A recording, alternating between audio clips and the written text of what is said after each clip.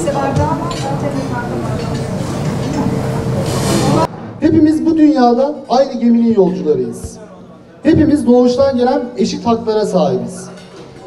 İnsanlar renk, cinsiyet, dil, coğrafya yönlerinden ayrıma ve ayrımcılığa tabi tutulamazlar. Tutmaya çalışanlara karşı da dün direndiğim gibi bundan sonra da direneceğime hepinizin önünde söz veriyorum. Her türlü şiddet ve vesayet arayışına karşı dün olduğu gibi bugün de karşı çıkacağım. Her türlü dayatmanın önünde duracağım.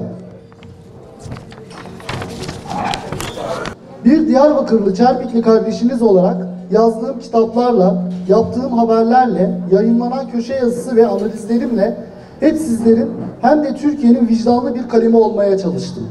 Diyarbakır ile ilgili her konuyu yakından takip ettim.